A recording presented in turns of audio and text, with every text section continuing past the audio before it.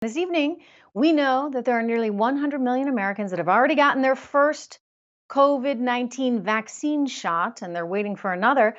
Well, some states want to make really, really sure people have gotten that COVID-19 vaccine shot. So sure that they want COVID-19 passports, vaccination passports to ensure, if you're going to go to the grocery store, if you're going to go to the movie theater, you got to show your passport showing that you've gotten the vaccine. I, you know, this strikes me as once again being all about control. They want to control where you go, who you see, how much money you make. They are using coronavirus to enforce all this control. And I find it pretty disturbing. Oh, well, by the way, simultaneously not bothering to ask for ID when people go to vote. Go figure. I mean, if you're going to ask for ID just to walk into the grocery store, people are saying, "Oh, well, that's discriminatory. You can't ask for ID at the voting booth, but apparently you can ask at the movie theater." I don't get it. I guarantee you somebody else doesn't get it either. None other than my next guest, Corey Lewandowski, who's a senior advisor to the Trump campaign 2020. It's good to see you.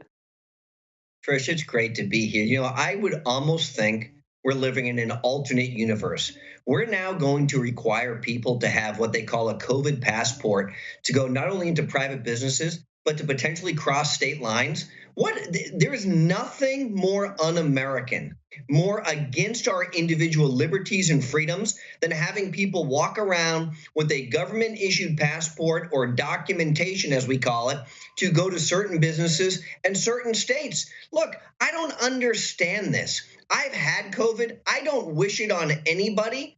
But this notion that you have to go and get vaccinated in order to go and patronize a private business or to cross a state line is so antithetical to everything our forefathers have fought for. The American people should be up in arms almost literally about this.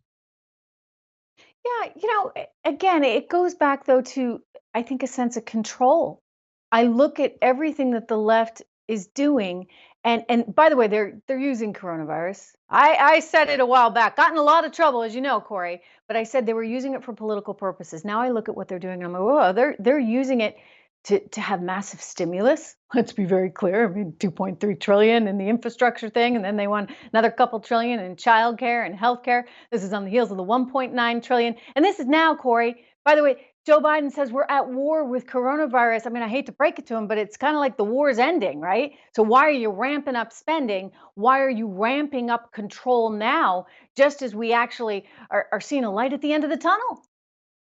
Well, the reason, Tricia, is very simple. Government first told us that they were the problem. And what they did, was amazing to me, is they took away our individual liberties under this coronavirus, pandemic. They said you can't assemble, you can't have free speech, you can't worship. We're going to close your churches. We're going to dictate which businesses can and can't stay open. And all the same time, they said, but don't worry, we're going to provide the solution for you. And they want to take over our lives. And I can't believe how many Americans simply gave up those rights so quickly. I think almost every governor in America should be held accountable for dictating winners and losers in this world of your business is or is not essential. There are very few governors in this country who stood fast, read the Constitution, and said, I don't have the authority to do that. But what scares me the most, Trish, is that, Rand Paul talked about this the other day when Fauci testified in front of his committee. It is now the theater of COVID.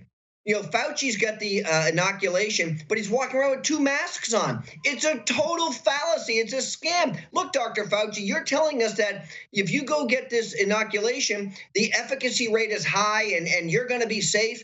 But he still doesn't want to have us interact with anybody. Fauci says he doesn't want to see his kids for Easter. Well, that's great because I don't want to see his kids either. But I want to see my kids. I want to see my family. I want to go see my father-in-law who's so afraid that someone might catch COVID because he's in that age that he wants to, lock himself in his home for the next 3 years because the government's telling him he should. It's scary that the government continues to tell us what we can and can't do. Wear a double mask. Well, why not just make it a triple mask? Why not make it a quadruple mask? Fauci is so full of crap, this guy should be wearing a mask on his butt. Okay. Wow, Corey. You mentioned governors.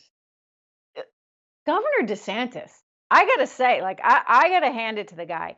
You contrast what happened in Florida, what happened in California, and that is a perfect example, if you ask me, of smart policy versus dumb policy. And he's also, by the way, standing up to the darn vaccine passports.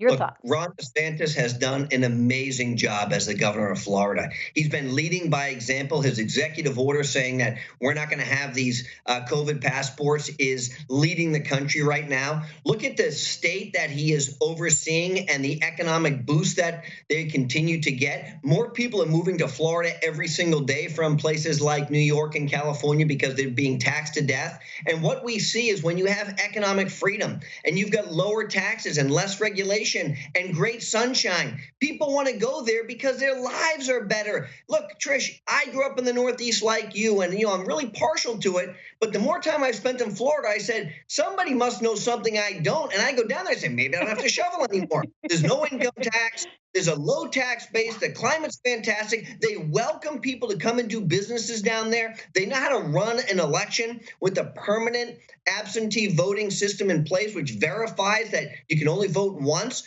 The governor of the state of Florida is doing a phenomenal job, and others should be paying attention to what he's doing down there.